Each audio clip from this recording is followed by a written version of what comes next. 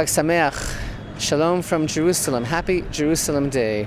Today is a day of profound spiritual significance for Israel and for the whole world. Our sages tell us that wherever we are in the world, we turn and face the land of Israel. In the land of Israel, we turn and face Jerusalem. And when we're standing in Jerusalem, we turn and face the Holy of Holies. Jerusalem is eternity. And from Jerusalem emanates the power of the Shekhinah, the divine presence for the whole world.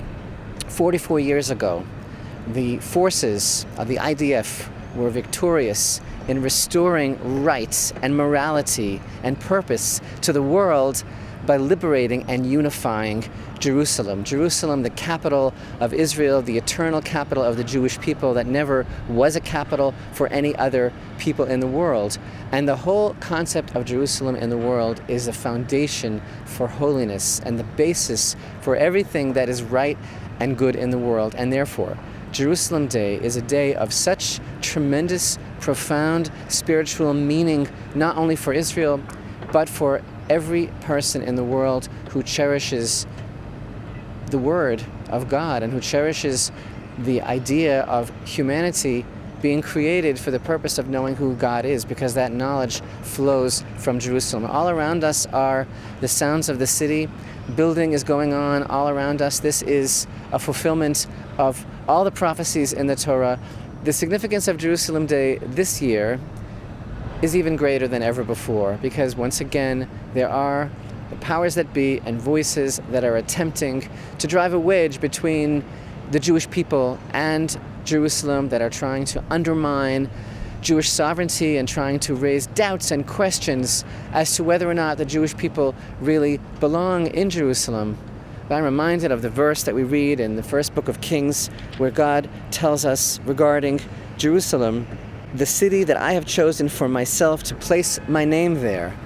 And this is something eternal. This is something for all time. God says, Lishmi, it is for my name. And whenever he says something is for my name's sake, it is forever.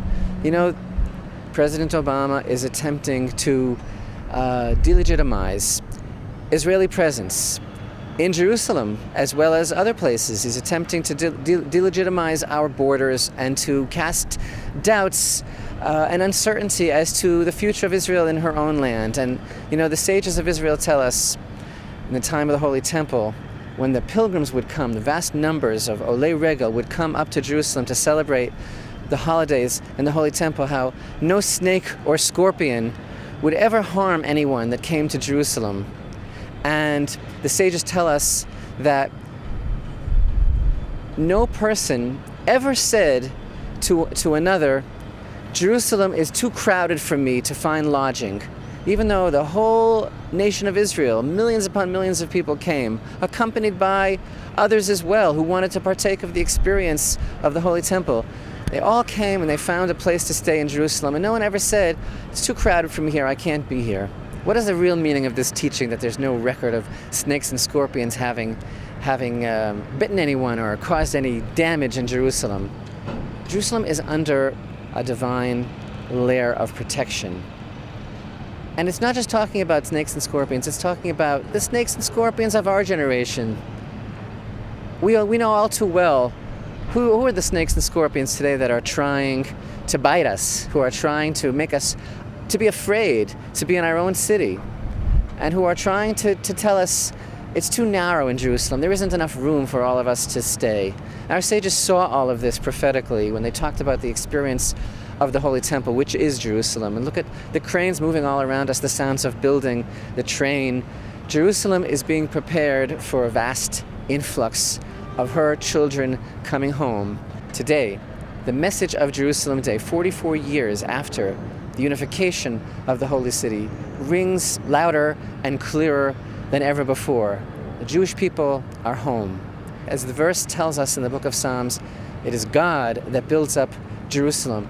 No man, no power, no snake, no scorpion can ever damage the eternal nature of Jerusalem. And we'll never say it's too crowded for us to find lodging. We'll never say that Jerusalem is too narrow. Jerusalem welcomes her children. Jerusalem opens her arms, and the message of Jerusalem Day that goes out from here today to all of Israel and to the whole world is a message of hope, a message of light, a message of inspiration, a message of peace and reconciliation, that God's promises really do come true.